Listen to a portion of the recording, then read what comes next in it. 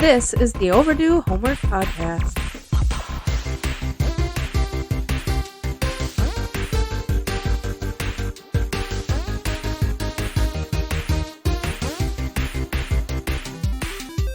Welcome to the show. I'm joined by Trav, and I'm Drew. And I'm Trav. This is the Overdue Homework Podcast. And as always, our mission statement is to talk about 80s and 90s media. Trav, how are you doing? I am doing pretty good. A little bit tired. Owning a new house is tiring, that's for sure. Yeah, you can say that again. Say it again. Owning a new house is very tiring. But exciting nonetheless, right? Oh, it's super exciting. I love it. How are you doing, Drew? I'm doing the best I've done in a long time. I've been off work for an extended period of time, which has been great to charge the batteries, charge the old batteries, you know what I mean? Just kind of I'm a little jealous. Check out from the day job. I go back in a couple of days, and I'm already dreading it. I have the Sunday scaries, and it's Friday, so already have the Sunday scaries. But other than that, the Sunday scaries. Yeah, other than that, I'm great. I don't even remember where I heard that. I heard that on TV one time, and I was like, that is the absolute best way to describe that feeling. Yes, Sunday night, the Sunday scaries. Yep. So why don't we just get on into it here? We're going to talk a little video game right off the top of the show here, and I decided to go with the top game rentals in the United States in 1996, since Cable Guy, your homework assignment takes place in 1996. There we go. So in the United States, the following games were the top video game rentals of each month, according to the Video Game Software Dealers Association, or the VSDA, if you prefer. And it's for all the platforms and stuff, and we're just going to cherry pick a couple of games out of this and just talk about them real quick, stuff that we've played. I first want to talk about Mortal Kombat 2. So that's kind of a little bit late in Mortal Kombat 2's release cycle, right? 1996, feels like it's been out. It's appearing on the Sega Saturn. I can understand why that would be a top rental in March, for no other reason besides it's March, I guess. But yeah, makes sense. That was a fun game. I never got to play that on the Sega Saturn. I've had very little experience with the Sega Saturn. How about you? Yeah, I think I've played some sort of 3D Sonic game, maybe? Yeah. Unless that was on Dreamcast, I can't remember. It was probably on both. That's true. But yeah, I didn't play much Sega Saturn at all, but I had this game on SNES. Oh, yeah, it's definitely a great game to have on the Super Nintendo or on the Sega Genesis. I had a friend in high school that had a Saturn, the only guy I knew that had a Saturn, and he had 3 games for it. He had, I think it was Myst. I want to say Myst on the Sega Saturn, so you know that click and point adventure game. Yep. He had the Sonic game, and then he also had Virtua Fighter, and that was it. And so we played Virtua Fighter on his Sega Saturn when we'd be over there, and that was about it. I just remember super duper long load times and hearing that CD drive just, just why wasn't that more popular? Anyway. Twice as expensive as the Super Nintendo and half the library, right? Yep. In May, Super Mario RPG, that was the top rental. We talked a little bit before the show started that was a game that you had never played. I have never played. I need to get that game, though, because it's in a lot of top SNES lists out there. Yeah, it is, and it's rightly so. It's good. And I think it came out right towards the end of the SNES's life cycle. Yeah, and absolutely. It still sold like crazy. Yep. It's a good game. I remember renting it and not really getting it as a kid in, the mid-'90s and kind of just bringing it back and being like, well, I don't think I'm going to be renting that one again.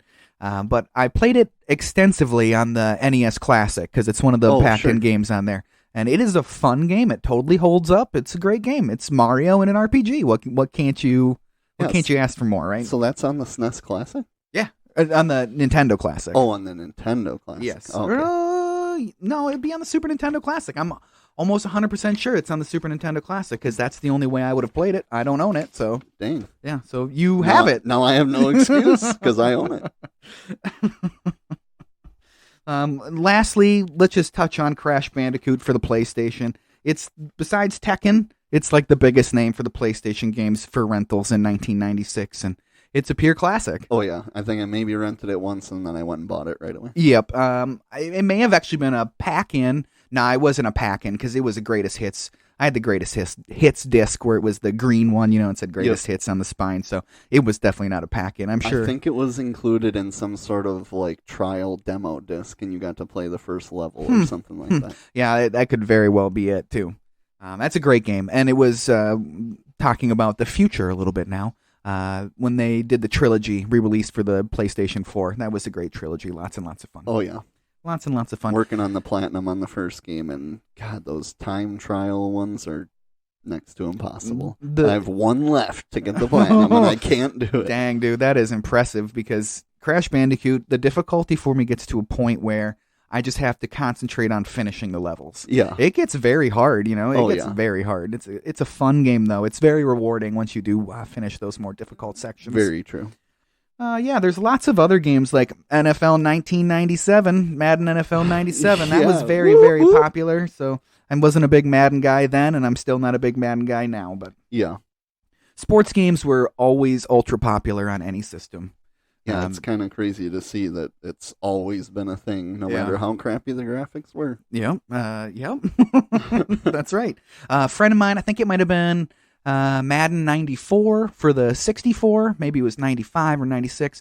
But we used to play that even like 10, 15 years ago. He would just hook up his 64 and we'd play it, and we'd just exploit this pitch out. Oh, so, sure. like, I would be the running back, and he would be the quarterback. And before he even hiked the ball, you'd send yourself in motion, and you just go flying towards the sideline. And then he'd just pitch it to me, and every time. Touchdown, every time. Touchdown, touchdown, touchdown. Like and so we would do that just to see how many points we could rack up in a game. Definitely fun stuff. Definitely fun stuff. I guess with that talked about and out of the way, should we get on over to our homework review? Let's do it. And of course, we're talking about Cable Guy, June 14th, 1996. As we said in the last podcast, that's directed by Ben Stiller. His directorial debut was in Reality Bites in 1992, so this was his second major motion picture. Okay. Written by Lou Holtz Jr., and this was, in fact, his one and only writing credit. So, interestingly enough, on the cast, the two big players, Jim Carrey as Ernie Chip Douglas, the Cable Guy, and Matthew Broderick as Stephen M. Kovacs. Oh, Stephen. So just quickly, here's some information, I guess. I got this from two cool articles on the Cable Guy. One written by Ben Sherlock for Screen Rant, and the other one written by a guy called Mr. Wavy. Oh, right. That was on Cult MTL. So when Columbia Pictures purchased the script for $750,000 in 1994, they originally envisioned Saturday Night Live funny man Chris Farley starring in The Cable Guy. Okay, that's kind of funny to think about. Right, that's a completely different movie then, right? Oh, completely different.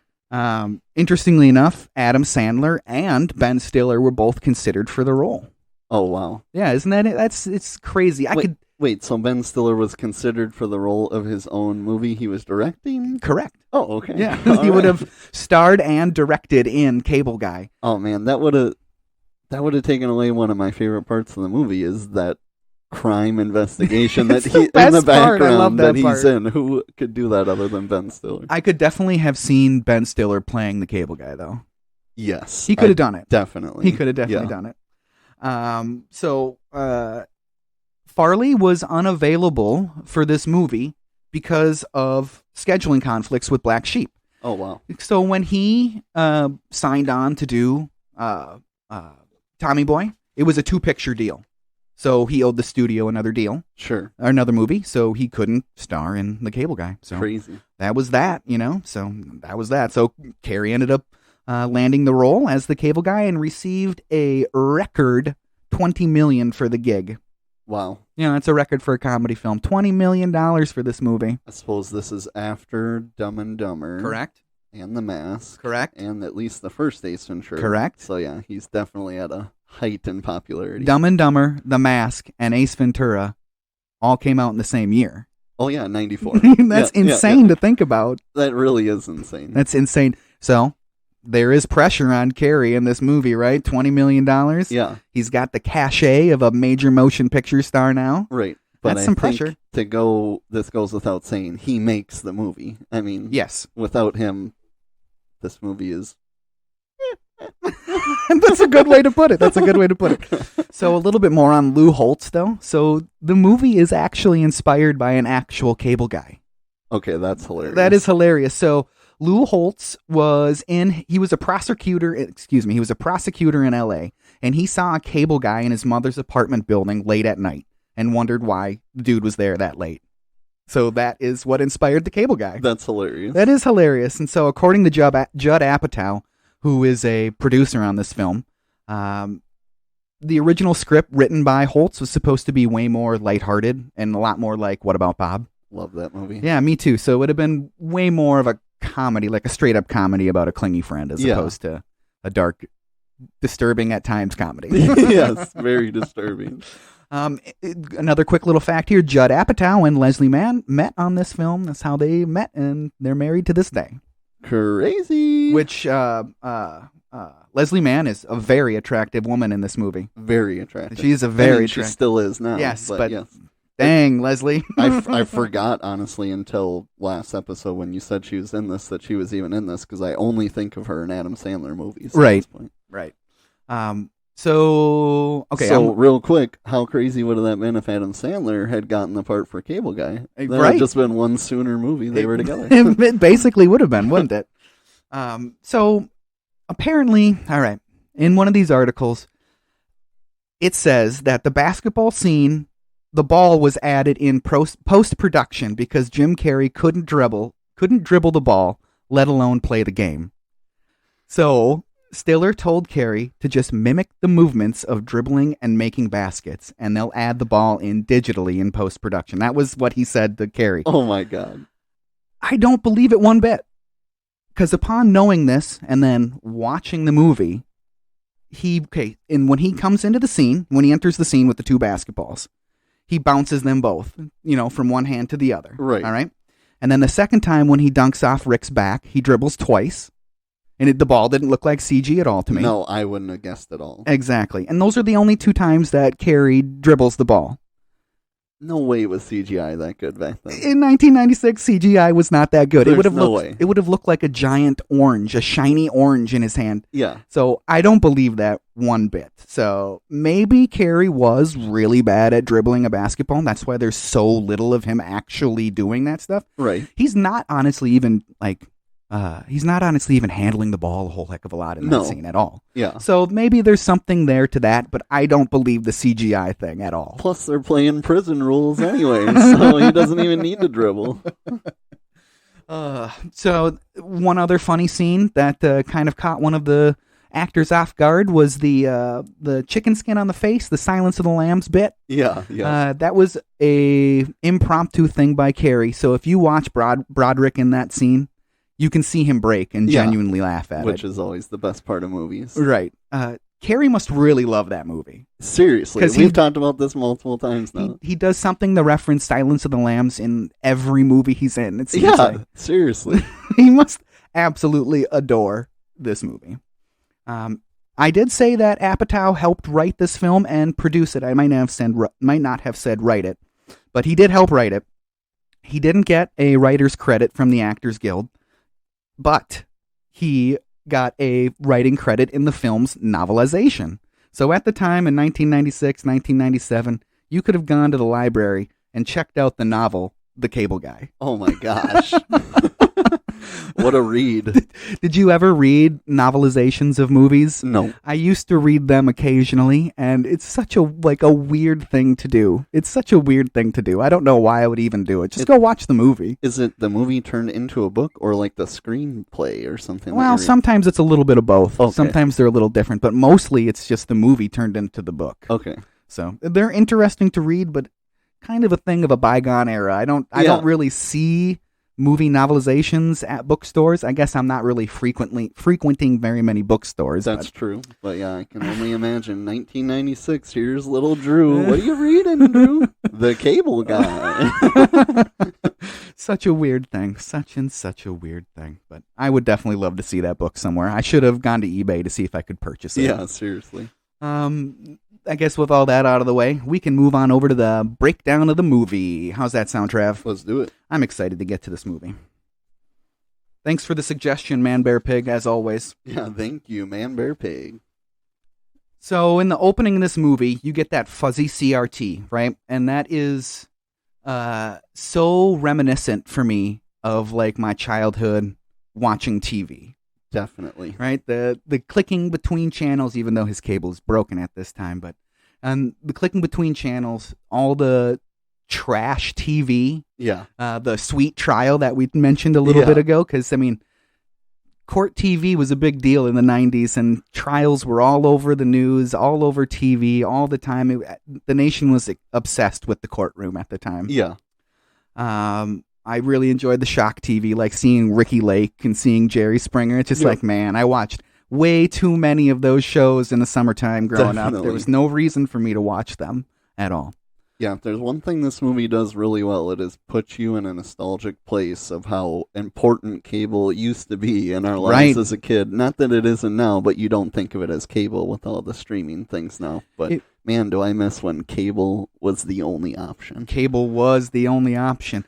And I kind of even had thoughts of like, it's a similar thing to our current cell phones, right? Right. But it was sitting on a stand in your living room and you had to sit in front of it instead of bringing it with you. Yeah, exactly. Because you got all your information from the TV. Yeah. All of your information. All of it. But in this opening scene, we get introduced to our 4 main players, Steven, Robin, Chip, and Rick, Jack Black, which I enjoy Jack Black. Love Jack Black. So when he's getting in the shower now, because the cable's out, he's talked to Rick. He's like, I'm waiting on the cable guy.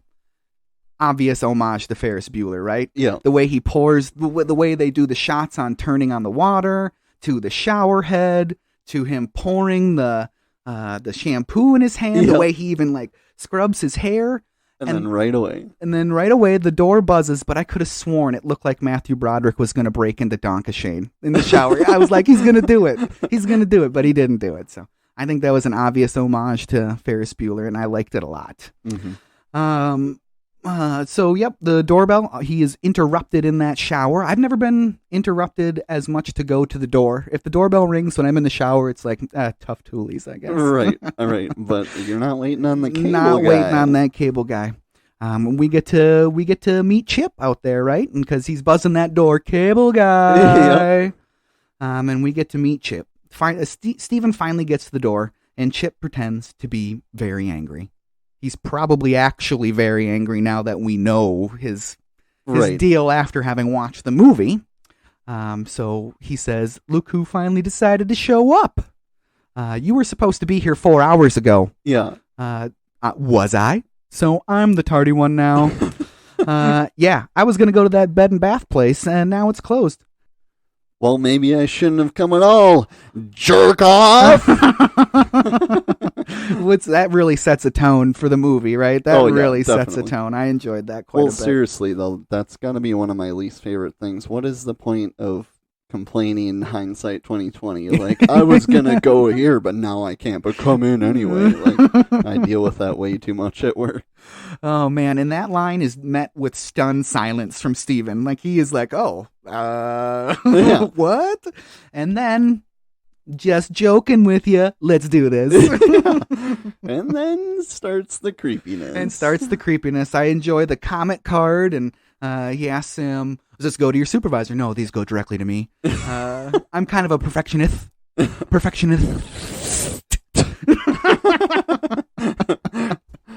Man, he is just a total oddball caressing the wall until he finds the sweet spot. Yep. And then in straight up creepy fashion, we find out that Chip already knows about the breakup with Robin. Way creepy.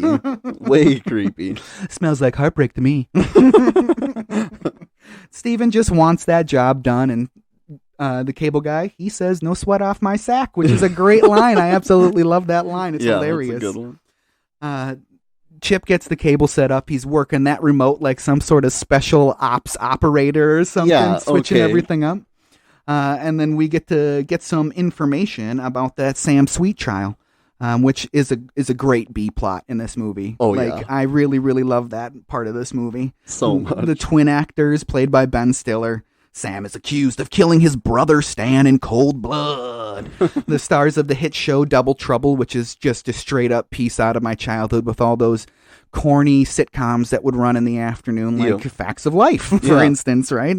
And then, after the show ended, you get that classic Sam and Stan child actor thing where falling into crime, going to a cult, and all that stuff. Like, just how stereotypical can you get with that type of stuff? Seriously. It's very funny, very, very Hollywood. And then, like I said, it's a great B plot in this movie. I'm excited when they give us updates. I'm excited. Yeah. And thankfully enough, Stiller has the foresight to make it like it's the scene, and it's really part of the scene instead of just being in the background where you have to kind of pay attention to what's going on. Yeah. He's giving you information on it, definitely. which is fun, which I really like. Interestingly enough, Chip has also rearranged Steven's apartment. Who would ever do that? Which he leaves it like that too. Yeah. Just the That's how much thing. he cares about cable. Oh man. And this is what I would consider Chip's first unwelcome gift to Steven. Was the rearranging of the apartment. Yes. That's his first unwelcome gift. Chip's getting ready to leave, and then Steven asks Chip if he can get all the movie channels if he gives him $50. You ever heard of anybody doing anything like that? And then doesn't he say, that's illegal? Chip gets very serious. You mean illegal cable? If convicted, you could face a fine of up to $5,000 or 6 months in the correctional facility. I like that. That was good. And Steven just tells him to forget it. I don't want this. I'm sorry. Yeah. But it turns out Chip is joking again. I'm just jerking your chain. Yeah. Oh, man. This guy is unhinged. That is like red flags. Super red flags. Red flags. Yeah. Red flags. But Chip gives Steven his personal pager number. Man, he's going to regret taking that. He is very much going to regret that. Never call the company. They just put you on hold. And then the first shining bit of the way Chip can manipulate a situation. Yep. He tricks Steven into going out to the big satellite dish. Yeah. We should do that sometime, Steven says. How about tomorrow? Tomorrow's no good. What are you going to do? Sit around and stew about your ex? And then that just gets silence from Steven, basically. So, yeah. Oh, I see I crossed the line. No, you didn't cross a line. I didn't? Cool, I'll pick you up at 6:30. Yeah, and just books it down the hallway. Like an excited child just running down the hallway. Yep. I have a new friend. And now Steven is trapped in Chip's net. Oh, yeah. There's no getting out of this net. The next day, Chip arrives at Steven's apartment in his fun bus, the cable van, which is a funny little line there.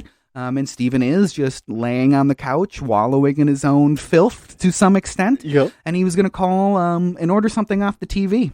Have you ever ordered anything off the TV? No, I have not. So for a period of time, I worked nights. So, kind of the third shift. So I'd be done at like 2, 3 o'clock in the morning. Sure. So I go home, and the only thing on the TV at 2, 3 o'clock in the morning is infomercials, right? Yep. And after months of watching these infomercials every night after work, or Adult Swim if it was still on when I would get home, I decided I'm going to do it. I am going to buy something off the TV. What'd you get? I bought the Ninja. The Ninja Bullet. The Ninja Bullet. Sure. The Ninja Bullet blender. And it was a POS. And that's why you don't buy things off the TV. That is why you don't buy things off the TV. But with Chip honking outside on the curb, Steven reluctantly agrees to go along, basically just through some gestures. He's just like, I'll go ahead. Sure. Okay, I'll go. So they're going for a ride on the information superhighway. When they get to that satellite dish, Chip is really excited to be there. Oh, yeah. Like super duper excited to be there. And he goes into this giant thing about it, and the best part about it is you'll be able to play Mortal Kombat with your friend in Vietnam. Yeah. But it's an obviously practiced speech that Chip has. He's just excied to have Steven there with him. It is funny. He's kind of predicting the future, though. And a lot of what he says is right. He really is. When they're lying in the satellite dish together, looking up at the Milky Way, we get a little bit of insight into Chip's childhood, including what was probably a savage beating at the hands of his father. I would assume. And probably the root cause of his lisp. Yep. Which is super dark, and you shouldn't laugh at it, but I still laughed at it. I did still laugh at it. Yep. Super dark, so you got me there, Mr. Stiller. It was funny and dark and disturbing all at the same time. I enjoyed it. But Chip springs into some relationship advice for Steven. When your love is truly giving, it will come back to you tenfold. That's incredibly insightful. I know. It was Jerry Springer's final thought on Friday's show. Yeah. So everything about everything Chips relates to Cable. Everything relates to Cable for And Chip. I like when he's talking about his dad like not being there for him as a kid, but the TV was always there. So true. It's so true. The TV is always there. It really was. I enjoy the TV. So Chip brings Steven home and gives him even more relationship advice. He tells Steven to play hard to get and invite Robin over to watch Sleepless in Seattle because it's on Cable. And women love that movie. Yep. Have you ever seen that movie? I've never seen I that have one. never seen that movie either. I bet the 20 seconds, probably less, that is in this movie is the most I've seen of that movie. Definitely. That movie was not made for me in 1994 or 5 when it came out. Definitely not for me. So I've never seen that movie. I don't know if it would hold up well at all. So I don't know if I'll I don't know if I will ever watch that movie. Yeah, and it's funny now that you're saying that. I guess I didn't even pick that up. That he suggests that he has Robin over to do that. He does. So that's why he's there, ready later in the movie to foil that. Yeah, that's exactly right. Because he knows that it's going to be in. That's a good. I didn't think of that. Steven thanks Chip for the advice and says, "I don't even know your name. It's Ernie Douglas, but my friends call me Chip." And the look on... bye. Goodbye. Yeah, I thought that was really funny. And I don't know if Matthew Broderick meant to, but he kind of fumbles for the handle in the door too, and it's like nervous. I did notice in the subsequent watch-throughs that the look on Chip's face seemingly makes it look like he's making that name up on the spot. Yes, that's what I was like. He's coming up with it right now, isn't he? Right now. Yep. But we get that great goodbye. It's just a great line in this movie. I absolutely love that one. This ends our broadcast. Click. The next day, Steven meets Robin and takes Chip's advice verbatim. He says exactly what Chip said to him. Yep. And it works. It's another little gift from Chip, right? So that friend debt is racking up in Chip's mind. That's what's happening right now. We get a little bit more of that Sam Sweet trial on MTV News. That's like the first time in a long time that I've seen that MTV News opening.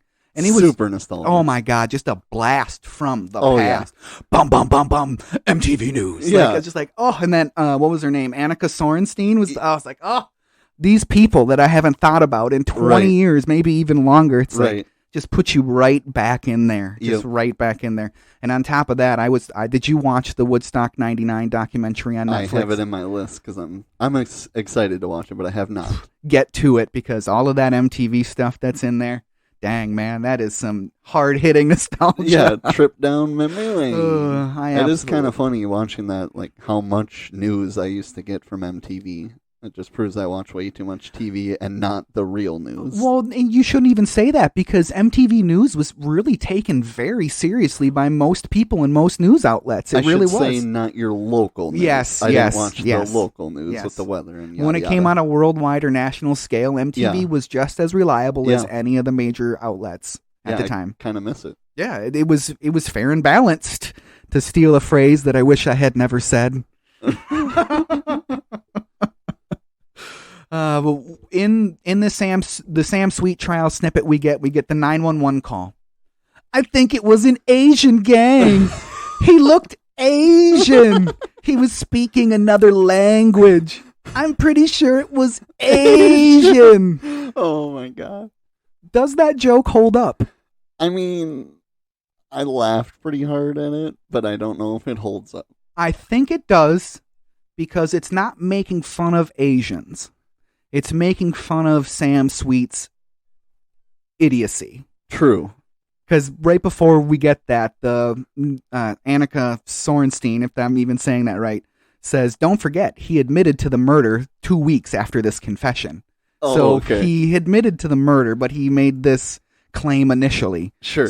I think the joke holds up because it shows that Sam Sweet is a racist idiot. Yeah, that's true. I think I can make my case for it that way. But it was still really, really funny. And the way he presents it is just hilarious. It's super funny. Well, how do you say Asian 4 times in the description?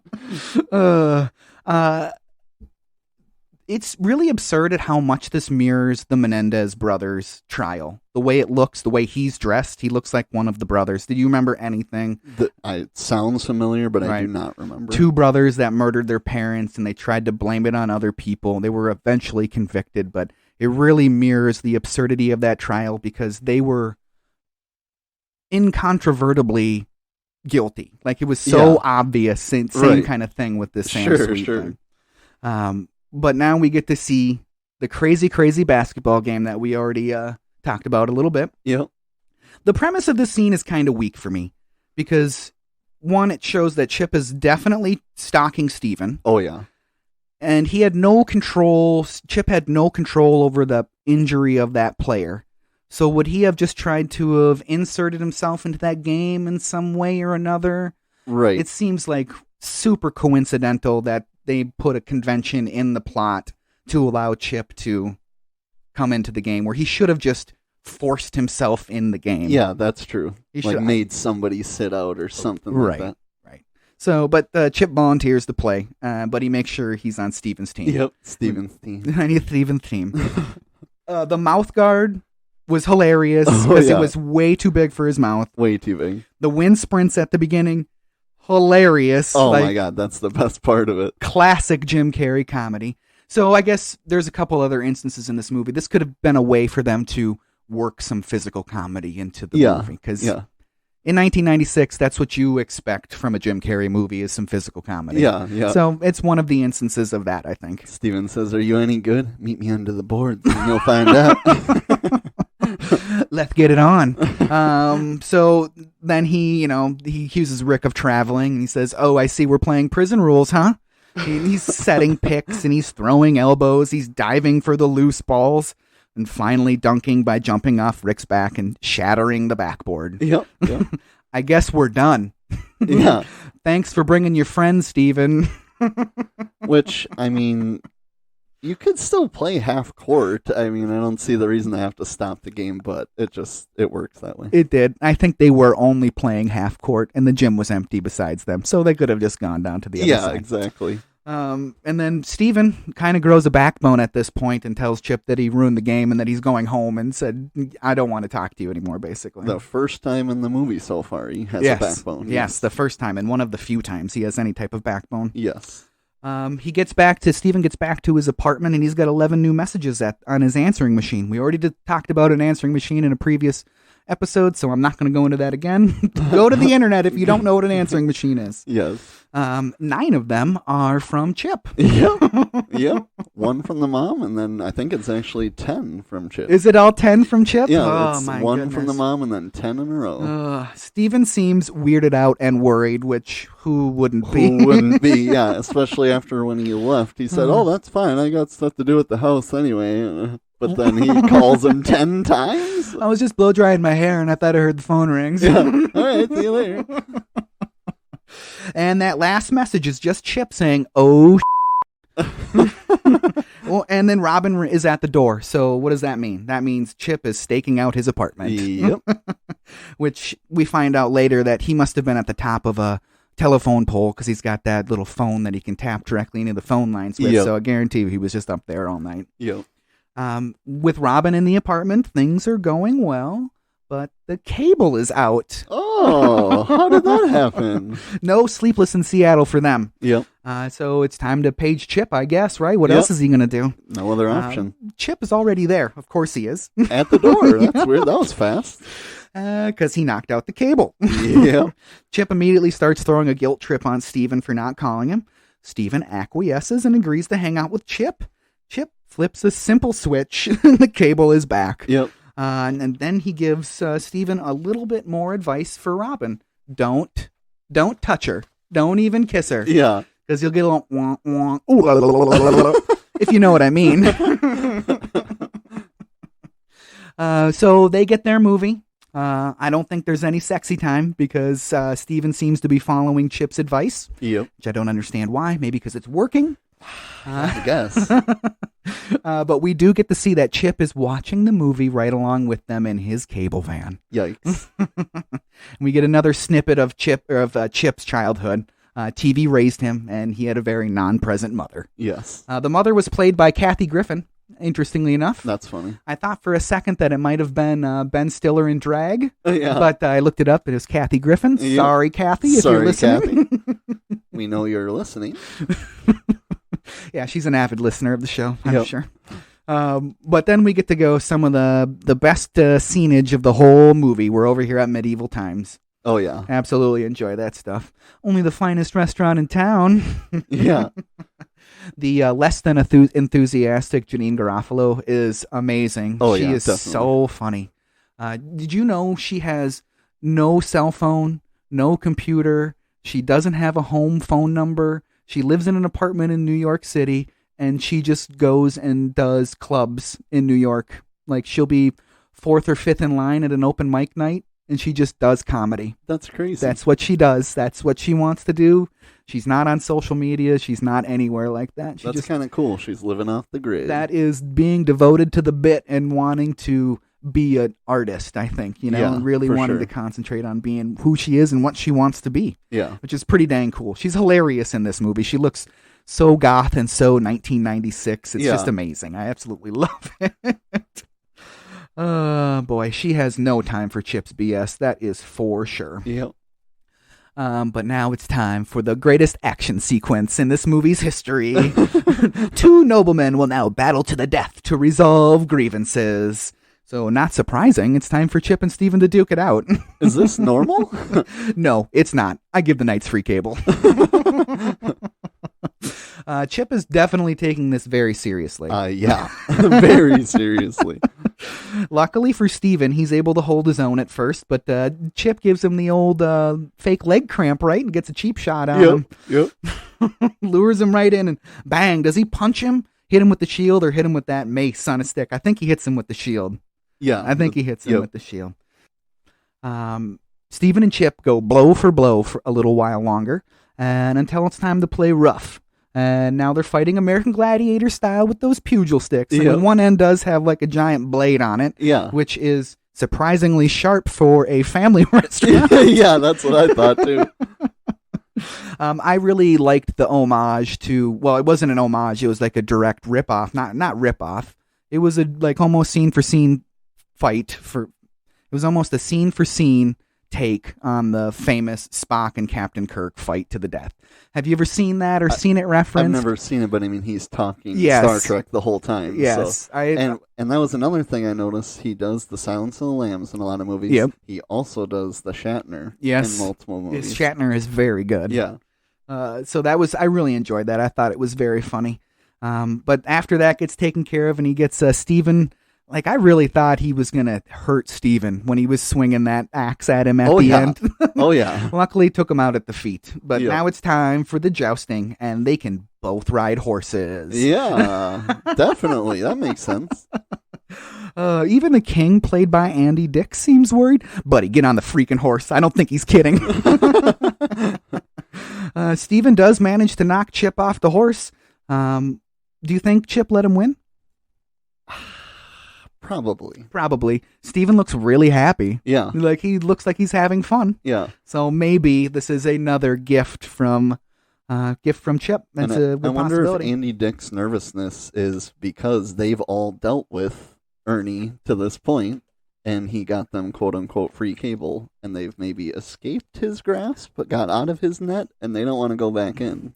I don't think they're out of the net, but I think you're 100% right that they are dealing with similar things where they're just trying to keep him happy. Yeah. They're doing whatever he says so that they don't face the wrath of thanks Chip. to the cable. Nope, still not free. Now with Chip. Chip and Steven back at Steven's apartment, we get to see the home theater setup, which is yet another gift from Chip. Yep. Like I said before, Chip's creating a friend debt. In the eyes of Chip, Steven now owes him his friendship, basically, by giving him gifts. Right. It's obvious that we touched on it a little bit just a couple sentences ago, that Chip is using his manipulative abilities on other preferred customers Right. to get stuff for other people Yep. and do stuff for other people. It's kind of like a giant Ponzi scheme almost, Yeah, right? definitely. Like that's kind of what it is, kind of what it feels like. But Chip has also entered Steven's apartment without Steven there. Yeah. You got into my house when I wasn't home? Well, how else was I supposed to get this stuff in here? By osmosis? And Steven's thinking you weren't supposed to get this stuff. Exactly. He does, because Steven doesn't want any of that stuff. Right. Rightly so, it turns out. Yeah, rightly so. Chip says he'll get the stuff out by the weekend. The next day, Chip calls Steven at his office and poses as Robin, because that's the only way that, I knew that'd get through to you.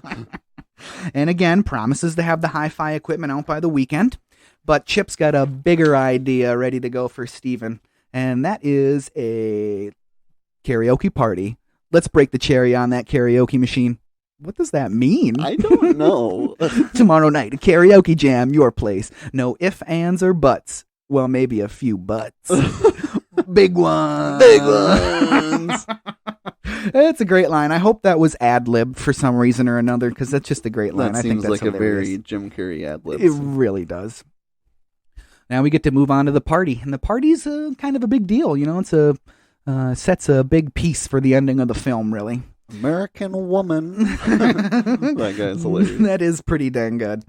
Steven's on the phone with Robin. Robin's going out on a date, and that put poor Steven in the dumps. Yes, but it did. Chip is there, and he heard the conversation. This is just a sign you need to get out and live a little. Steven agrees and hands Chip a self-help tape to help with Chip's lisp. Chip's lisp. Yeah, and normally I would assume that'd be offensive to somebody, but not to Chip. Not to Chip, especially he's breaking down. Especially for how badly he took it when they were at the satellite dish. Yeah, exactly. But now Chip, go ahead. Now he thinks he actually cares about him. Exactly. He thinks Steven gives a crap. So exactly, and it seems like they're becoming good friends. Yeah. Like, why are you doing this to yourself, Steven? There have been many, many red flags. You've kicked him out of your life twice already. Yeah. And now you're giving him gifts? Yeah. That just shows Chip's manipulative abilities. Talking to your brother about this guy. Exactly. Exactly. But now we get to meet Heather. Heather. She's on you like a lampshade. I'd strike where the iron is hot if I was you.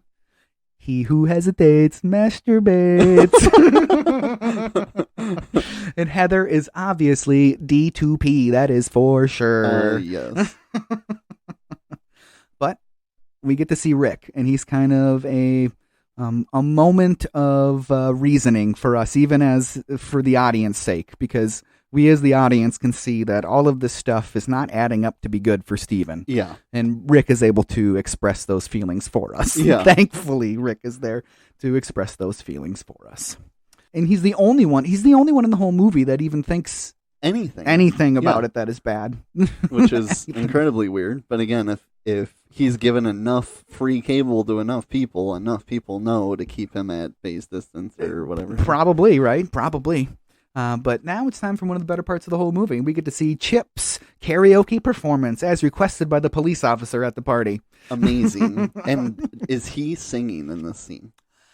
So I think what we hear is him singing, but I don't think it's what was recorded when they did the scene. Right. I think it's a recut. It's him singing, but he's kind of mouth syncing or whatever. So he probably sang it.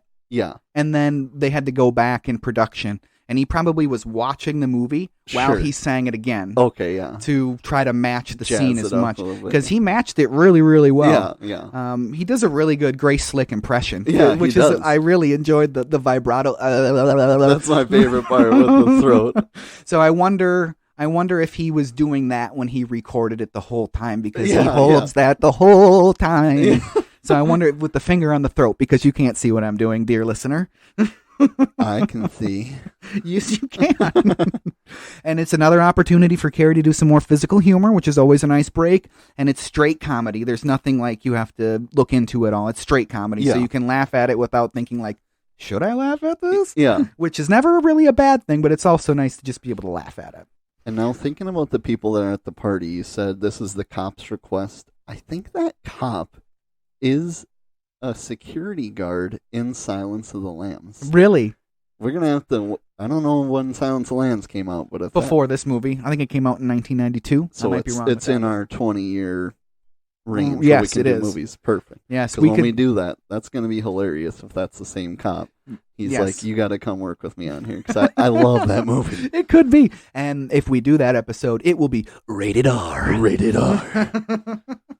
Hide your kids. One of the funnier things about that, too, is everybody in the party is so into his performance. Oh, yeah. Like, they all love him so much. Right. Oh, my goodness. But then we get to see Steven and Heather have moved into the bedroom. And Steven is getting a very sensual face massage. Very sensual face massage. That is the weirdest, like, watching that again and again. I'm like, I don't get this part. Like, were you was Matthew Broderick not into doing something more physical? He must not have been. Was it for ratings purposes? That probably makes the most sense. It could be both, right? Yeah. But Chip gets that picture. They're not even kissing. She's just rubbing his face in the picture. Yep. But that's a blackmail Polaroid right there. Oh, yeah. And then they bang, because, the next morning we find out that they banged. Obviously, head caressing and facial massages leads to banging. Well, I mean, I wouldn't see where else it would go. I mean, obviously. Not going to go watch Sleepless in Seattle, that's for sure. No. Speaking of, the next morning, we get to see Ren and Stimpy on the TV. Oh, man. That is so great to come after we've already done that episode. Yeah, I love it. it. I like that it's just the most random part, and he's dying laughing. Yes. I mean, I get it. Yeah, but yeah. it's still just the most random part. Yeah. I tried to figure out what episode it was. I couldn't figure it out. I researched it for all of 5 minutes, so I didn't really look into it all that much. But that's also one of the best scenes. I love that he's stayed overnight at Steven's. Yep. He's making his food. Yep. Bacon and eggs, and he puts the tiniest little bit of eggs on Steven's plate and all the rest on his, and he's just scarfing it down right away. It's probably the only way he eats. Yeah, that's true, yeah. Well, we find out at that breakfast table that Heather is a prostitute. Prostitute. It was my treat, I buy this one. I buy this time, you buy next time. That was terrible. I buy this time, you buy next time. What do you mean, your treat? Don't worry, she's clean. I tried her out last week. I'm as healthy as a horse. Yeah. Not a drip. That was too much. That was way too much. It's a great line, though. It's great, I love that line. And Steven is devastated. Oh, yeah. Robin cannot find out. And this was the last straw for Steven. Get out of my house. And then as I want to call him Chip. As Chip is getting forced out of the house, he says, why are you doing this, Steven? We were having breakfast. I made you scramby eggs. Scramby eggs. He even tries to walk back in, and Steven has to force him out again, which is really funny. With Chip kicked out of Steven's apartment, do you think Steven thinks that he is rid of Chip? If he does, it just kind of proves how dumb he is in this movie. Agreed. There's just no way he thinks he's actually done with him. Yeah, agreed. Like, maybe he believes in his head he can keep him at a distance now, but he's got to know deep down this guy is definitely stalking me. It's not over. I would think that you would have to move. Yeah, seriously. Honestly. Change your number, your cable provider, for sure. Yeah, exactly. And as quickly as that scene ends, we are then all of a sudden at the restaurant where Robin is on the date with Owen Wilson and Chip in disguise. Yeah. I was confused at the time when this came about in this movie. Not the first time I watched, but the second time I watched it, I'm like, wait a second. She was going out on a date last night. Why is she going out on this date now? This seems weird. I don't understand why it's now instead of before, or why it wasn't interspersed within the party scenes, to see that they're both going on. Obviously, you can't do that because Chip needs to be there. I suppose. But it was just kind of weird. But upon rewatching, you hear Owen Wilson's character. He's credited as Robin's date in the movie. That's all it is. He says, I apologize for yesterday. I came home from the gym and fell asleep. Oh, okay. So I didn't even catch that. Now, they missed the date. This is the next day. Sure. So anyway, Chip has bribed the bathroom attendant to take a break. What do you think the bathroom attendant thought Chip was going to do? Apparently, $20 is enough to not care. Apparently not. I was surprised. I mean, it is 96, but geez, $20. He's like, all right, I'm out of here. I guess maybe he thought Chip was going to do a whole bunch of drugs. Yeah. I don't know. It was just such a weird thing. I was like, I would have been like, what are you going to do, buddy? Yeah. And how funny is it, Owen Wilson being like the preppy, like good-looking date in a movie? I just think it's funny. It is very funny. So Robin's date, he seems like a giant jerk and kind of a sleazeball, right? Total douchebag. The harassing the waiter, like that's just insane. You'd think that would be like red flag enough for Robin to be like, yeah, this date is over. Yeah. For the first time he does it. But then when he pretends to care, she starts talking. And 3 words later is like, all right, I got to hit the head. I care what you're saying. I want to hear it. And then he leaves and says, what's up with that chicken? 20 seconds later. I mean, I would have, if I was Robin, I'm out of there right there when he goes to the bathroom. Exactly. See you later. But luckily Robin's date. But luckily for Chip, he had to go to the bathroom because how was he going to lure him into the bathroom? For what reason? He just had to go to the bathroom. Right. Great timing. And he gets his ass kicked. Oh, yeah. He definitely gets his ass kicked. He never fights back except for throwing one punch. And he totally misses, and then he gets a couple kidney shots before the air dryer in the mouth. There was a couple of times I thought Owen Wilson was going to break. Like, I thought he was going to laugh. Yeah. When he was rubbing the aftershave all over his head, it looked like Owen was trying to, like, duck his face down so he wouldn't look like he was smiling. Both times I watched that, I was waiting for him to start smirking, but he held a straight face. That was pretty amazing. He did. But sucking on that blow dryer, man, that looked gross. And that looked disgusting. Disgusting. That would be an embarrassing thing to do in a movie, like on a set. Like that's just a weird thing to do. I guess you're getting paid probably millions of dollars, so I'll put my mouth on that thing, I guess. Yeah. But after all that, we get back with Steven and we see him eating cookie dough and watching TV. So that's gross and unsanitary, but I can't say I've never done it. Yeah, I definitely can't say I've never done that. Luckily, now you can easily get edible cookie dough. Exactly. That was a real risk in 1996. Yeah. You could end up with the trots, for sure. But we get to see the news is reporting on Robin's date getting beaten up in the restaurant. And there's a very, very convincing artist rendering of the suspect. And Steven seems to recognize Chip, but like just kind of brushes it off, like, it can't be him. I like that. That's kind of reminiscent of the Dumb and Dumber scene too, like the after the fact showing Billy and Forcy or whatever. And I thought that was great. It really is. That's a good theme. But then we get to see more about the Sweet trial because there's already a made-for-TV movie about it starring Eric Roberts. Yep. What was the name of this thing? I got it here written down. Brother Sweet Brother, The Killing of Stanton Sweet, played by Eric Roberts. That's a good movie, boys. Thank you. Made-for-TV movies were super duper 90s. Oh yeah. I don't remember. I can't think of anybody being like, "Did you see that made-for-TV movie or that mini series on NBC last week?" No way. For me in my household, the Stephen King ones were really big. Sure. Were really big in my household. Like The Stand and The Langoliers. The Langoliers especially was one that I remember waking up. It was past my bedtime. And just a quick synopsis. So, spoiler alert about The Langoliers. These people in an airplane get transported into like a parallel dimension, which is kind of like an after image. So it's kind of in the past. And so in the universe, there's these giant mouth-eating meatball things that are humongous that like eat the past to get rid of it. Yeah. And they're trapped in this past. And so they're trying to figure out how to get out of this past back into the present before the Langoliers eat them all. And I woke up in the minute to go back to what I was saying. I woke up, went out to the living room because I couldn't sleep.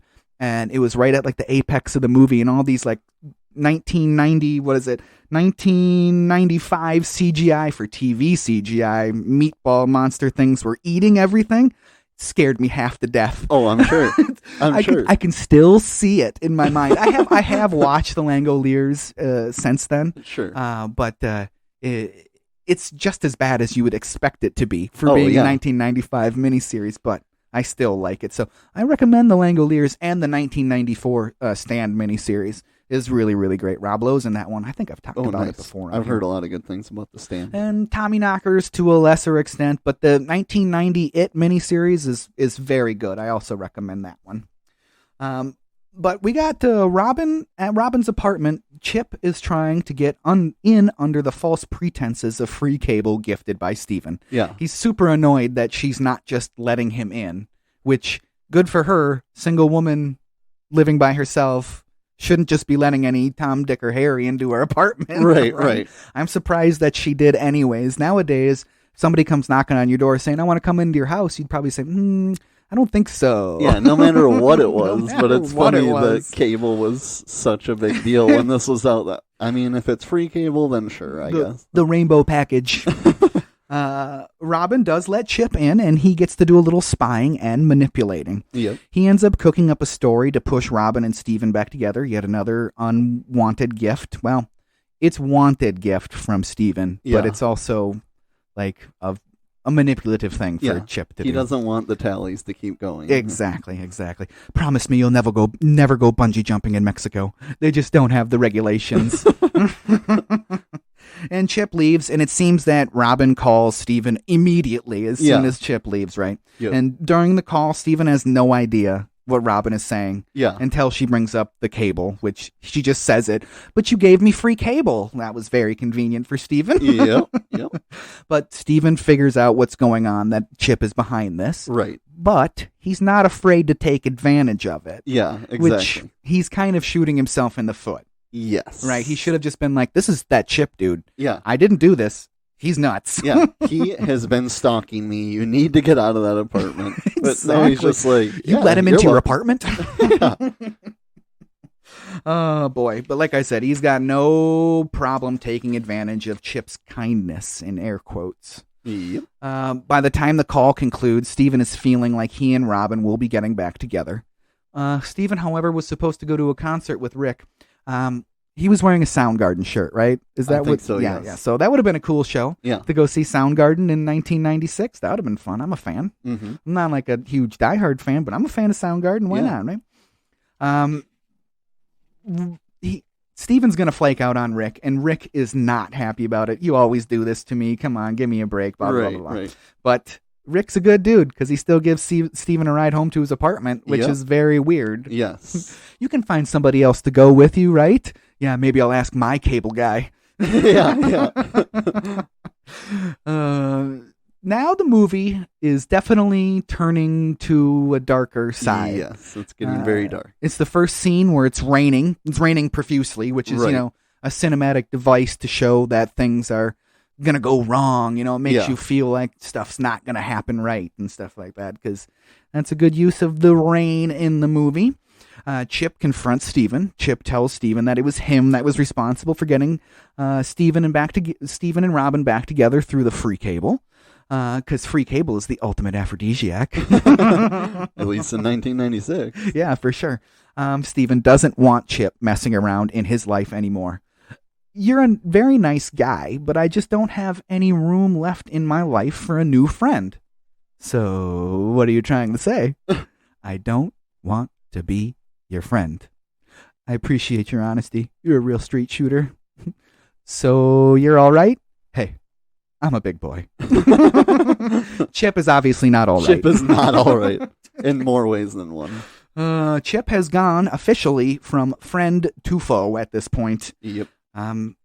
And whether I feel like Chip was setting up this plan to take down Steven the whole time, just in case he needed it, right? Yeah. So as soon as this happened, he's able to enact like the first part of his plan. Yep. Just as soon as it. So he's on the phone with Robin the next day, yep, and he's planting seeds of doubt. Just to make Steven seem like the crazy one. Right. Have you ever seen The Game? No. Okay, it's kind of a similar thing. This ultra-rich dude gets put in this giant situation where he's led to believe that he's being chased and he's going to be killed. Spoiler alert, turns out to be a big game. Oh, okay. So it's kind of has those feelings because everybody turns against him, all that type of stuff. But Chip says, has Steven seemed a little off to you? And Robin says no. Mm-hmm. But Chip says, well, maybe I'm just being a little nervous Nelly or something like that. At least. But then, obviously, the next step is to have Steven arrested at his work. Yeah, definitely. By the police officer that was at the karaoke jam. Yep. Steven's in jail now, and we find out that there is no Chip Douglas. Dun, dun, dun, dun! Who would have guessed? They can't get bail, so Steven's gonna have to spend the weekend in lockup, which I'm glad they didn't expunge or expound. I don't know what word. It's one of those words upon his time in prison more than they did. Agreed. Because it could have gone down a very weird path that would have made this movie unwatchable. Yeah, that would have just been a huge wasted scene. A huge waste of time and scene for anybody. I'm glad that it wasn't in it. Yeah. The first watch through, I was like, oh God, where is this going? And I'm glad it didn't go there. Right. Chip is now posing as Steven's lawyer at the little communication station or whatever you want to call it. This is rough. This is very rough. Steven asks him what his real name is. It's Larry Tate. Yeah. Obviously, it's not Larry Tate. Right. Chip really, really messes with Steven. Oh, yeah. Oh, Billy. I remember all my friends in grade school just shouting that. Yeah. Not really understanding the reference, not really understanding what Chip was actually doing. You know what I mean? It's one of those things. And I think for the longest time, because I hadn't seen the movie, because it was probably one of those movies that my parents were like, no, you're not going to be watching that Maybe one. you shouldn't watch that. Yeah, so I didn't get it at all in grade school and junior high, but I certainly remember kids screaming it at auditorium conventions and stuff like that while we were at school. Oh, yeah. And Chip doing this is more proof of why we did not need an extended prison scene. Exactly. But Steven has a legitimate question for Chip.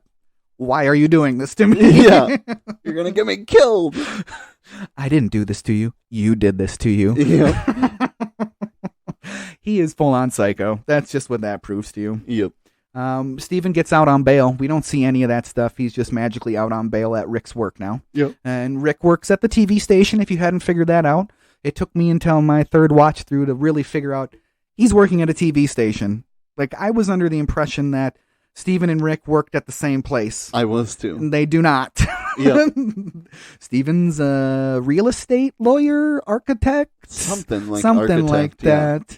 And Rick is obviously a higher up at a TV studio in town because he's telling people what to do, running the production, so he must be in charge of what comes up on the screen or something like that. Yeah. We never see him with a camera, so. But he and Steven enlists the help of Rick to do a little digging into who Chip Douglas or Larry Tate actually is. Yeah. Now we get the most cringy part of the whole movie, Steven's parents' house. Yep, definitely. Open the door and who's there? Chip is already there because Robin invited him because they went to lunch together. Yeah. You went to lunch with him? Yeah, seriously. Hello, Steven. You look rested. Steven threatens to call the police, but Chip has the Polaroid with him from the other night, effectively blackmailing Steven. Just a funny line. One of the more funny lines from Steven in this whole movie. Yeah. I think I would have still just gone to the police. Yes, definitely. I think I would have just grabbed him, been like, "We're going to the police. I can deal with this stuff later." There's no way he gave every cop free cable. Exactly. There's got to be at least a couple. Exactly. I think I would be going to the police no matter what. I think Robin would probably understand. Spoiler alert, she stayed with him at the end of the movie. Yep.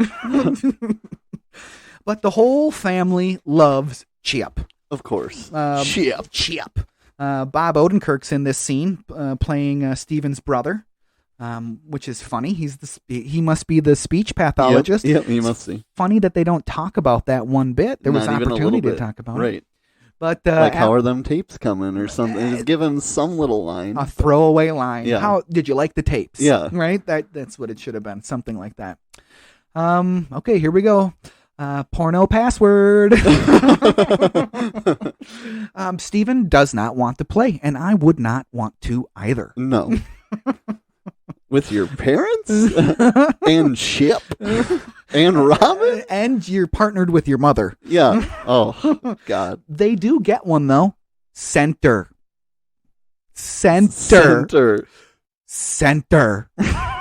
Nipple. Oh! Which is funny. And then, of course, we all know what the last clue was going to be. Yes. To quote Seinfeld, Dolores!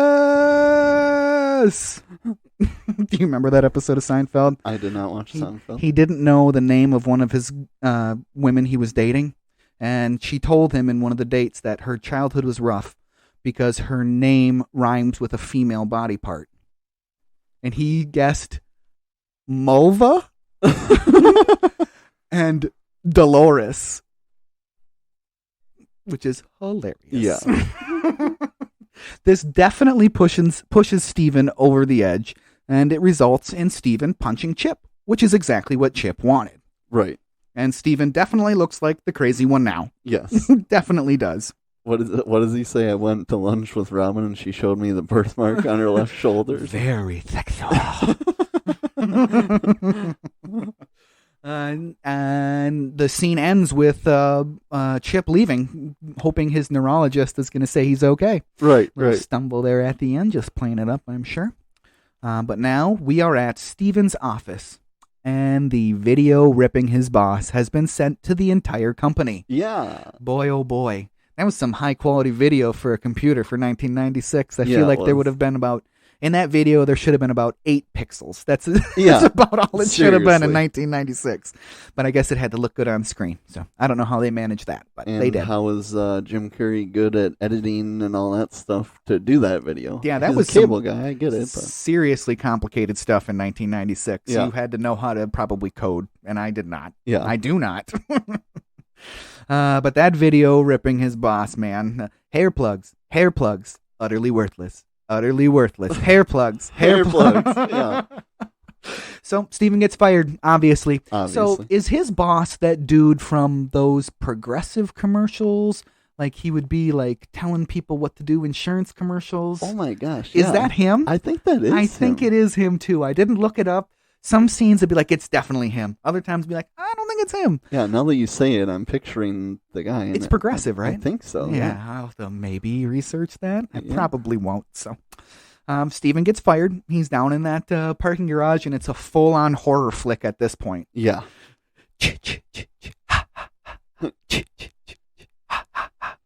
Very funny stuff. And he gets into his Jeep Cherokee, just chucks everything in there, and he's out of there. Yep.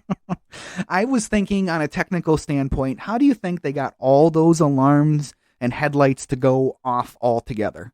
Like, the only way I could think of it, they would have had to have wired every one of those cars together to a single switch. Right. Because it was all in unison, and all, it turned off in unison, turned on in unison. So Yeah. I don't know how they did that. That would have been an interesting behind the scenes. Speaking of behind the scenes, there was none of that on this DVD that I bought off of Amazon. It was printed in Mexico, and it looks like it was recorded off of a potato. It's pretty bad. So you don't have the real DVD? I don't know if it's the real DVD. I think it's definitely a rip of maybe the theatrical release. Okay. It does not look good. Your case looks legitimate. It does, but that's about it. Boy. But at Steven's apartment now, he made it all the way home without incident, I guess. We find out that there is a long list of fake names pulled from TV shows that were used by recently fired cable guys. Because the phone's ringing when he gets back to his apartment, and it's Rick with some information finally. So Chip has used Jean-Luc Picard, which I'm a fan of, and George Jetson, among a couple other names, which is very funny that anybody would fall for George Jetson or Jean-Luc Picard. Like, seriously. He doesn't even work for the cable company. Dun, dun, dun, dun. No one saw that coming. No one saw that coming. But we also get to find out that the jurors in the Sam Sweet trial are close to a verdict. Which Steven falls asleep while watching court TV, which I know I did in the 90s. Yeah. So thinking of him being the cable guy, and he has this van, but he doesn't work for the cable company, is that he got fired and they didn't want to mess with him and let him keep the van, or did he trick out his van into making it a cable van? I bet I bet it's his van that he was proud to bring to the cable company when he actually worked there. That makes sense. Or, more plausibly, he stole it, and like you said, nobody wanted to mess with him because he's a nut. Keep it. Keep it. Just keep it. Steven's nightmare was kind of an interesting scene. I guess, for me, the only reason this scene's in the movie is to get more physical comedy out of Jim Carrey. I like it. Yeah, it's funny. Those yellow contacts and the black light and stuff. Yeah. It's all creepy and funny. Yeah. I did enjoy it. I just want to hang out. No big deal. Only to be Steven was awoken by an actual call from Chip. Chip. And then Steven confronts Chip over the phone. You're not even a real cable guy. Hold on a second. I've got a call waiting. Boop.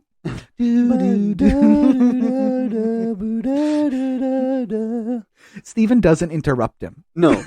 Just I know a funny it's gag. you. Boop. Funny. Sorry about that. Sorry about that. And that spider that crawls across his face. Yeah. Where do you think he was? Like underneath his... Wait, he lives in an apartment. He does. Doesn't mean that there isn't anything that could be underneath his... I guess, because I was imagining he was like under his floorboards or something in there. I thought floorboards or in an air vent, like how he came out of the one in Robin's apartment. Yeah, probably in an air vent. Yeah. In Steven's apartment? Oh, yeah. You think so? I think so too. Yeah. Because he doesn't, at the end of the phone call, he just says click. He doesn't actually click. Click. But Steven just wants to work something out with Chip while he's on the phone. He just wants to work something out, right? And, but it turns out Chip's meeting a lady friend, Robin, and the race is on to Robin's apartment. Chip beats him there. So at Robin's apartment, Steven learns that Chip has taken Robin for a ride on the information superhighway. So we know exactly where he's going. Yes. Satellite dish. Would that satellite dish actually fill up with water like that? I can't imagine it would. I can't imagine it would either. There's no way they would design it. Exactly, because the whole idea of the satellite dish is that cone shape, that half sphere, reflects the radio waves coming from satellites up to the center point, right? Right. So that's the receiver that then conducts the signal to wherever you need it to go. If there's water in the bottom, it's going to send those signals every which way, every direction. Right. It's not going to work. Exactly. So I don't think that water's supposed to be there, but it made sense for the plot. Yeah. Chip gives Robin that same pitch that he gave Steven, but Robin wants to go home, rightly so, for her own safety. And she probably said, just to maybe try to play on Chip's sympathies, I'm concerned about Steven, right? Yeah. Maybe to play on Chip's sympathies, I don't know, but she obviously doesn't want to be there. It's pouring rain. They look freezing. I wouldn't want to be there either. Right. Steven arrives at the satellite dish. He parked like a football field away from the entrance, which I don't get, but he did it anyway, so whatever. He gets there to the satellite dish, and Robin's tied up, hanging from the air, and acting surprisingly calm for being hung 20, 30 feet in the air. Way too calm. Come on, Leslie. Yeah, come on, Leslie. And then, of course, she says, Steven, watch out. Yeah, Steven, watch out. Chip attacks Steven by dunking him in the pool, and that's been created in the satellite dish. But Steven comes up swinging and knocks that lisp right out of him, which, knocks his jaw back into place. Because if you can see, when he does that, Terry's not jutting his jaw out anymore. Right. So knocks that jaw. But he hits him again and knocks that jaw right back out of there. Yep. So it's sort of like that old Looney Tune thing where you knock somebody in the head and they have amnesia, and then you knock them again and they don't have amnesia. Yeah. So that's a funny little Looney Tune type gag that I appreciate in this movie. Yep. Anytime you can work classic slapstick comedy into something, I'm going to laugh at it every time. For sure. It's a joke I've seen a million times, but it's funny every time. Right. And of course, Chip says, "You son of a bitch." Chip knocks him out with a headbutt. Dang, dude. Dang. By the time Steven comes to, the rain has stopped and we hear sirens in the distance, and Chip is forcing Robin to climb up that satellite tower. Yep. Delusional as ever, Chip thinks he needs danger music, so he provides his own. Which I got a good kick out of. I thought that was funny. Steven makes quite the leap to that scaffolding. Yes. He does. And then he looks down and like, and he was soaked too. A good grip, man. Good grip on your part. Yeah. Whoa, nice jump, Spider-Man. Now they're at the top of the tower. Chip's weapon of choice is a staple gun. Hilarious. Yeah. Just shooting those staples down, which is very, very funny to me. Chip is just winging it. He's totally caught up in his delusion at this point.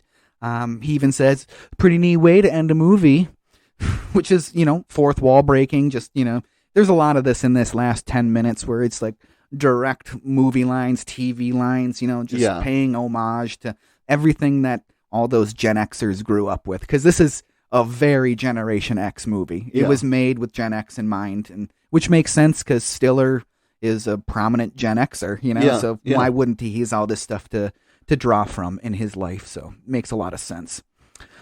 Chip blames his mother for absolutely everything. Yeah. I learned the facts of life from the facts of life. And when Chip drops that staple gun over the edge, he gets the idea that it's probably time to end it all. Yeah. Steven tries to convince him otherwise. We'll get a Heineken. I'm not thirsty anymore. See ya. Steven manages to grab Chip. I had flashbacks to Batman and Robin. Oh, yeah. Definitely. Chris O'Donnell would have been proud. He's hanging there. I feel like the weight of Jim Carrey, even though, Steven's kind of wedged with the pole right at his shoulder, probably would have just ripped him straight down into there too. For sure. They're both wet. There's just no way. Exactly. You're not going anywhere. It's okay. I understand my purpose now. You don't do this. You just need help. We all get lonely. Yeah, but I get really lonely. I mean, come on. That's definitely a moment of clarity from Chip about his situation. He knows that he's a nutcase. Oh, yeah. Like, when you're about to die, I bet that stuff becomes very clear. Yes. You'll be fine. I'll be your friend. Just come up. No, it's too late for me. There's a lot of little cable boys and girls out there that still have a chance. Don't you understand, Steven? Somebody has to kill the babysitter. And then he lets go. Which, is that a reference to Don't Tell Mom the Babysitter's Dead, starring Christina Applegate? I'm not sure. Yeah, I didn't know what that was from. I'm not sure either. And he lets go. Chip lets go just in time to smash into that satellite cone and completely ruin the verdict of the Sam Sweet trial. Of course. Yeah, of course his landing disrupts the signal. What else would have happened, right? Yeah. It's a twist, right? You don't necessarily see that coming. Oh, for sure. It's a good twist. And you are at least remotely invested in finding out the verdict. Yeah, because right. it's hilarious. Yes. Because it's Ben Stiller, and then sure enough, not only does the signal go out, Chip doesn't even get hurt. He would have been dead. Yeah. Chip would have been dead. Would have been dead. Yeah, Chip not dead, even though he should be. That's what I had written down. With Chip on a stretcher, Steven and Robin stop him and ask him what his name actually is. You still want to know? It's Ricardo. Ricky Ricardo. Oh, that was a terrible Ricky Ricardo impression, but yeah. But Jim Carrey's was good. It was very good. And Chip is truly a nutcase. Oh, yeah. So, as the movie ends, we get a kiss between Steven and Robin. Their love has never been stronger. It hasn't had a lot of competition, but yes, it has never been stronger. And the helicopter is pulling away. The tech on board says to Chip, "Hang in there, pal. You're going to make it, buddy." With a psychotic look on his face. Psychotic look, the way he turns his face. He kind of reminded me of the way E.T. looked in E.T. for some reason. I don't know. That was what popped into my head. Chip turns to him and says, "Hey, I'm really your buddy?" "Yeah, sure you are." And the look on Chip's face speaks volumes. Oh, yeah.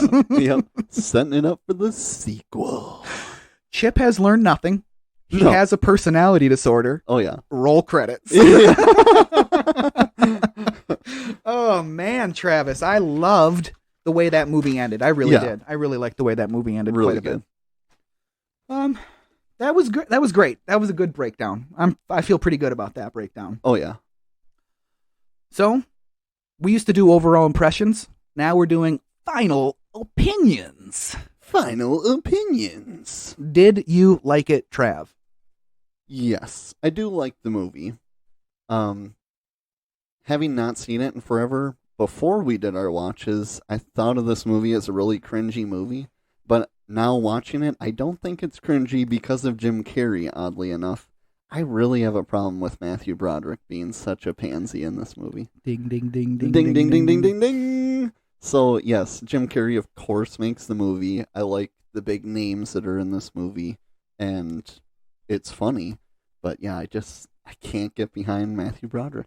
No, which is unfortunate, because he was, his 80s stuff is amazing. Love that 80s stuff. Mm-hmm. My turn? Your turn. Okay. Did I like it? Yes and no. Yes and no.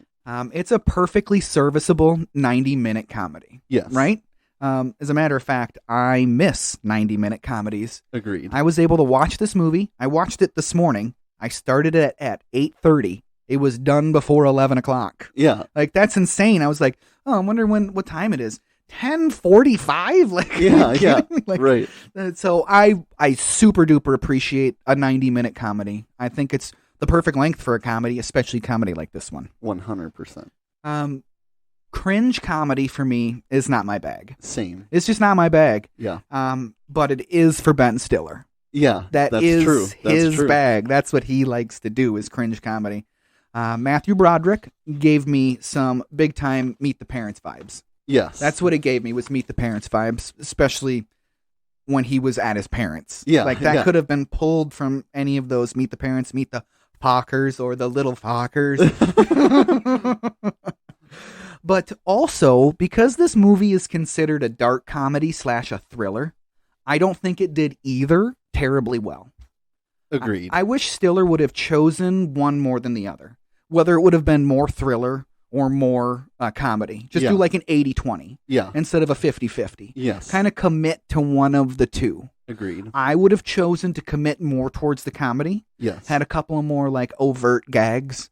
Because the only stuff that was like, you knew was funny was the Jim Carrey physical stuff. Like, you know that's funny. Right. All the rest of the stuff basketball scene and the karaoke scene. Yes. Yes. All the rest of the jokes, usually that involve Matthew Broderick, are much more like, yes, that's funny. Yes, that is where we laugh. Not to say that that's bad. It's okay to think about comedy and not laugh out loud at it. Yeah, true. But that's more of what that stuff was. So, not a 50-50 blend. Should have been an 80-20, 70-30, 90-10, any combination more than 50-50. Agreed. But Jim Carrey, on the other hand, was great. Great.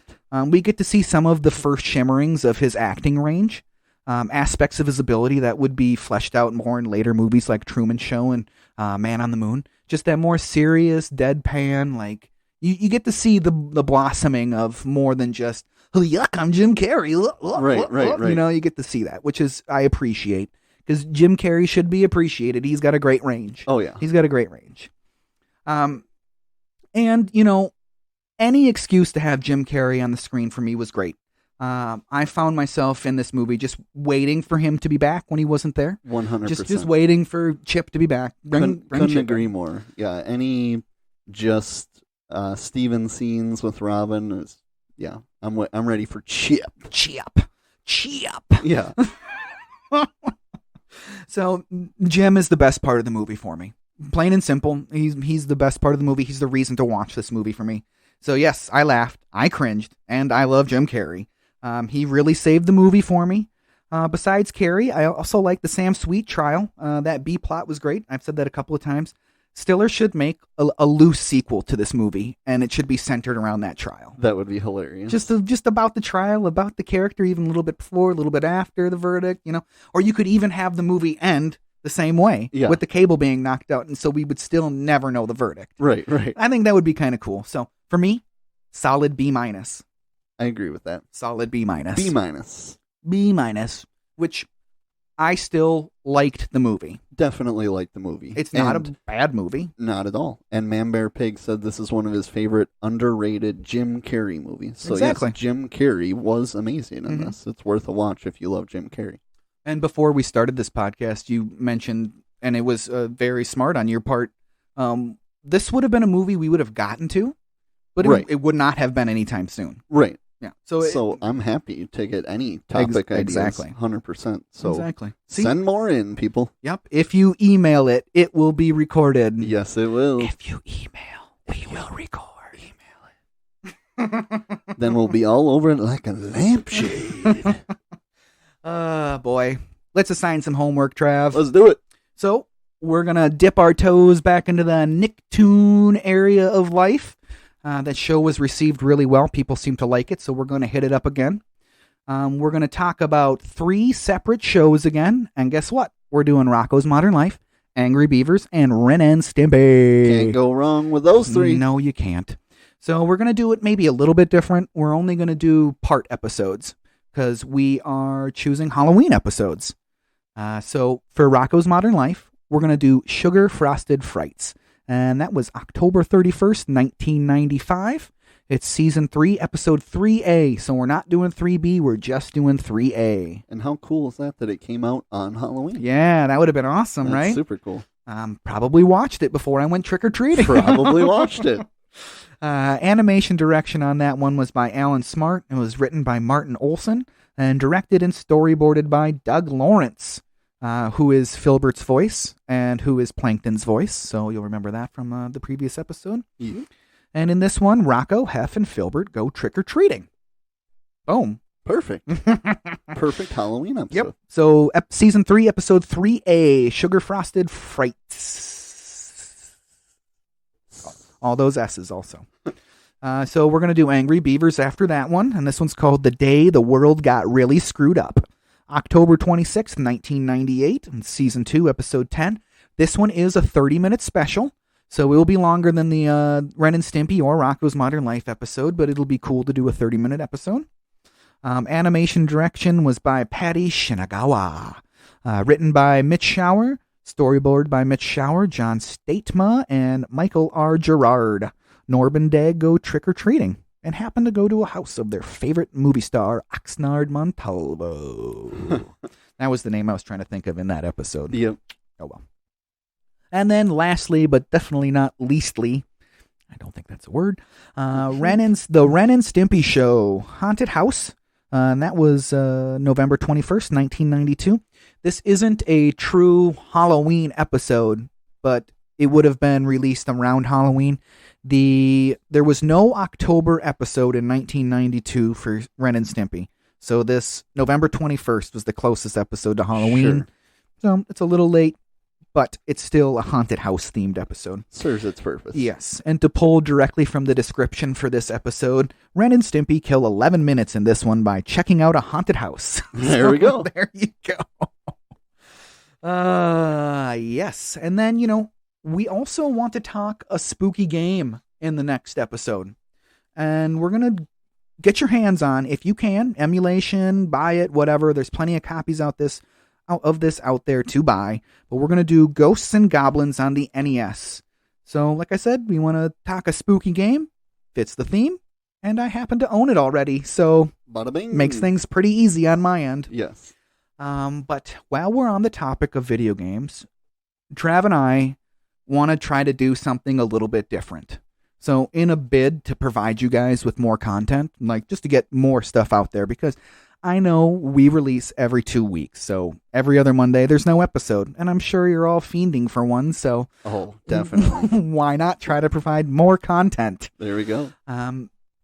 So we're going to start doing kind of a long-term homework assignment, for lack of a better phrase, I guess, in the form of video games. So it's going to kind of go like this. We're going to assign a video game. You're going to have 4 weeks or 2 episodes to get your hands on said game and play it, whether you want to find and buy it, whether you want to play it on an emulator, or simply just watch gameplay clips on YouTube. I mean, whatever works for you, just so you can at least experience the game in some way or another. Mm-hmm. Then we're going to release that episode when we record it on an off Monday. So occasionally we'll have 3 episodes in a row, 3 weeks in a row. I think that'll be fun. It'll be super fun. Yeah, I mean, they're going to be kind of quick hitters, 30 to 45-minute episodes.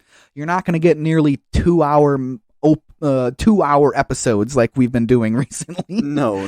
So not on one single video game. No, definitely not on one single video game. So that's going to be a lot of fun. I'm excited to do it. I think we're going to call it Video Game Spotlight. Trav and I kind of threw that around a little bit here. So maybe it'll be named something different, but I think we're going to call it Video Game Spotlight. That works. So your first long-term homework assignment is going to be Kirby Superstar for March 21st, 1996. Perfect. Yeah. So get your hands on it. By December, we'll probably have that one released. Probably. We'll give you an episode warning. Yeah. Episode before we'll say, hey, we're releasing it. So you ready? I am ready for the outro. If you are, Trav, I'm ready. Let's get into these emails. So, our first email comes from Ben, aka the Bencrastinator. Says, in the movie Dumb and Dumber, in the scene when Lloyd lights his fart with the lighter, what is the full joke Lloyd tells? The movie only shows the punchline, so he says, "Do you love me?" And she says, "No, but that's a real great ski mask." And they all die laughing hysterically. But I always wanted to know if there was more to it. Thanks, guys. Keep up the great work. Super entertaining all the way around. Thank you, Bencrastinator. Let's get to it. Well, first off, Ben, you are very welcome, and thank you for emailing us. Thank you. We love emails, and full transparency here. Ben is a friend of the show, so thank you, Ben, for emailing us. We greatly appreciate it. Thanks, Ben. So I found an answer to this. I went to Reddit to find it. So, yeah, I got it off Reddit. Firstly, that joke, and I believe we mentioned it in the actual podcast, has always come off to me as a tasteless rape joke. Yes. That's how it's always come off to me. Yeah. But honestly, the Reddit forum that I checked out, people weren't so sure. There was a few other explanations for what that punchline is, or what purpose it serves in the movie. So to answer your question quickly, there is no setup to that joke. You're right. It's just a punchline. Yeah. But the reason it's just a punchline, I found some information on what it could be. The first one is that it's a MacGuffin.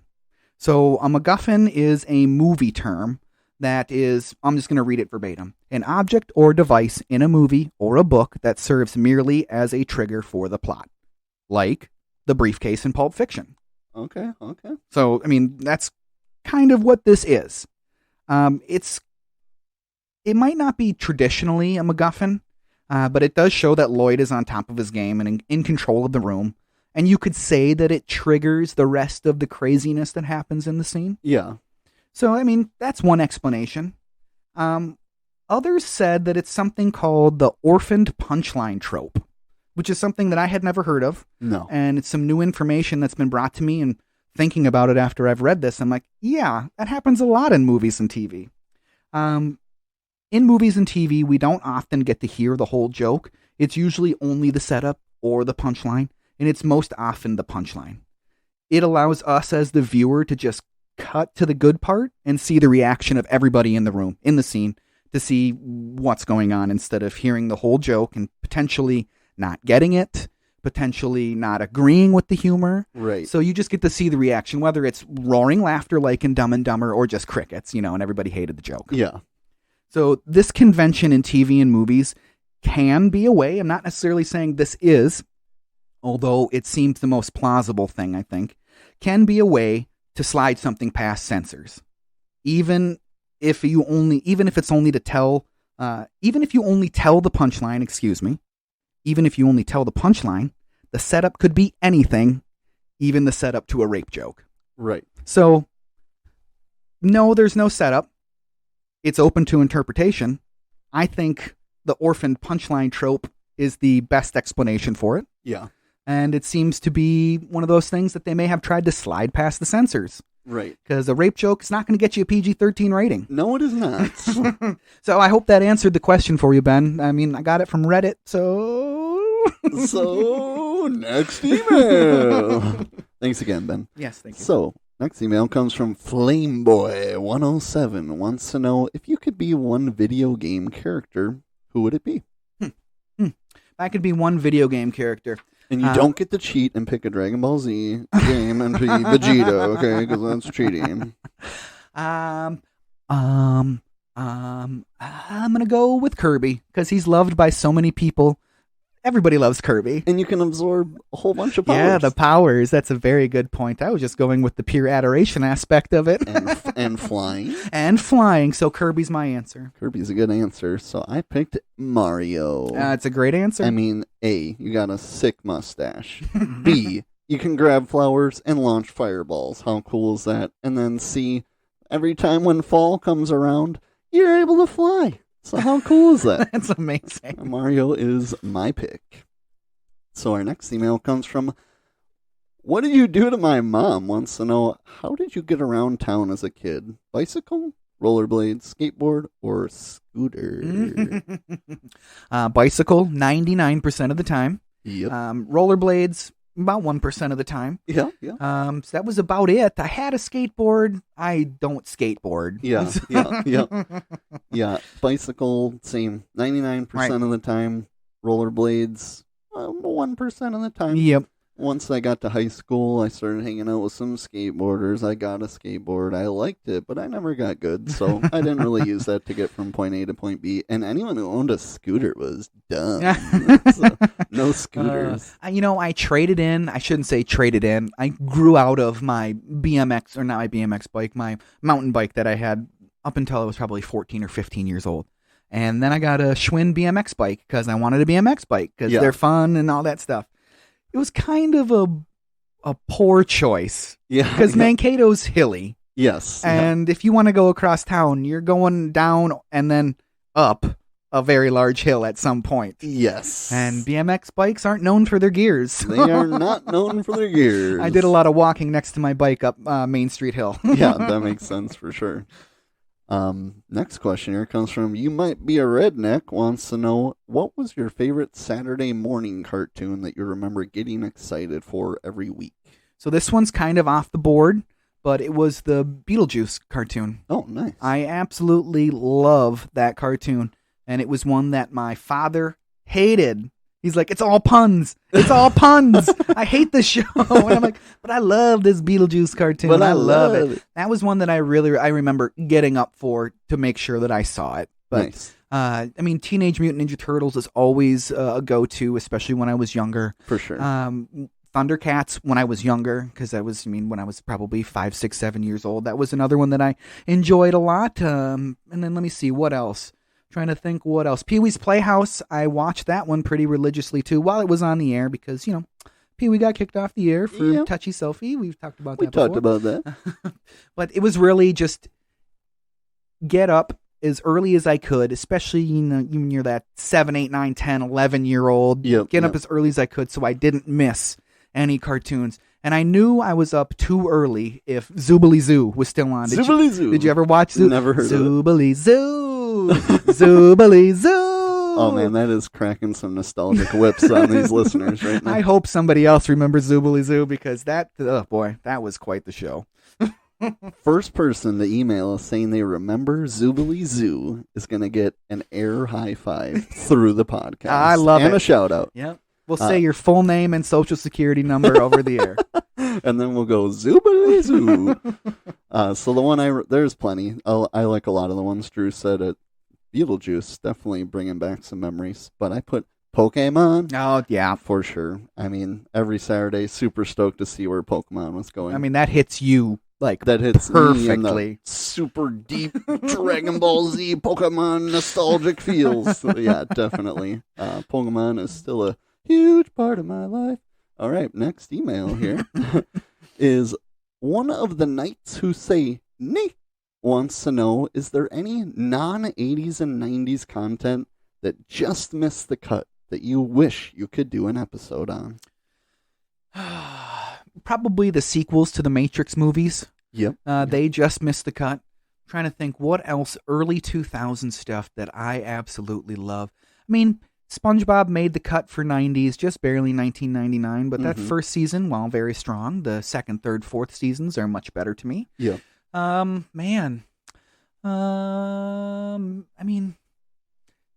television. I'm trying to think of some television shows that I was really into in the 2000s. I mean, some of the video game stuff in the 2000s, like all that PS2 stuff that we're not going to be able to talk about. That's true. I mean, Xbox 360 stuff that we're not going to be able to talk about. All of that stuff is disappointing, especially PlayStation 2 stuff. Yeah, like, PS2 2000. Yeah, that's just come on. That's just too bad because that was a very large part of my childhood, was that PlayStation 2. Very large part. I guess I would have liked to have talked more about probably 2000s wrestling, because that's probably when I watched it the most, was in the 2000s. Other than that, I can't think of anything else off the top of my head. Some good stuff, though. But, I put Monty Python and the Holy Grail. Oh, because 78? 78. Yeah. Missed the cut. X-Men, I think, is 2000. Oh, so yes. So we're not going to be able to do X-Men. We'll do the X-Men animated series, though, for sure. Oh, definitely. I'm a huge Lord of the Rings fan, so I'm pretty bummed we can't at least do the first movie for that. But that's also, I think it's 2000 or 2001. And then I think I mentioned this in a different one, but Jaws. I like Jaws, and that's also 78, I believe. So. Well, I didn't think of going the other direction. I only thought of going into the 2000s. Yeah. So, I mean, I would love to see stuff. I would love to have done stuff like Blazing Saddles or Young Frankenstein, any of that Mel Brooks stuff. It would have been great. Doing any type of Looney Tunes cartoons, like classic Looney Tunes cartoons, that would be amazing to be able to do. The only way we'll sneak that in was Space Jam. Yep, Space Jam, which I tried to get my daughter to watch today. No interest. I don't like basketball, Dad. I tried to convince her. I was like, Bill Murray's in it. He wears a Saints hat. Come on. She's like, I don't care. I could give a poop. All right, and the last email here comes from Love Me Some Overdue Homework. Wants to know, what was your guys' favorite episode to record so far? Top Gun, bar none. Bar none, Top Gun, same as me. Oh man, Top Gun was just a fun episode for me, especially just because I had never seen it, and it's kind of the epitome of this podcast, and I love it. I'm so excited to watch that again with Lauren when I get her caught up on the podcast eventually here. But yeah, Top Gun. I will say one of my favorite segments that we've done is the best and worst lines of Batman. Anytime I can get Drew to do some Arnold. And it was just fun. And that's the chip that we keep talking about. Chip. We haven't obviously stopped recording this. I haven't edited it. I haven't done anything like that to this episode. But as I'm feeling right now, I think this has been a very good episode. Oh man, this has been a really fun episode. I think it's been a very good episode. Yeah, definitely. So that wraps up emails. Don't forget to do your homework, everybody. We're doing them Halloween Nicktoons. And then, as we mentioned before, we appreciate all the emails that we're getting, and we need more. So email us at overduehomeworkpodcast@gmail.com. Of course, check us out on Twitter at Overdue Homework, and the Instagram at Overdue Homework Podcast. And here we are, as always. Don't forget to tune in to the next exciting episode of the Overdue Homework Podcast.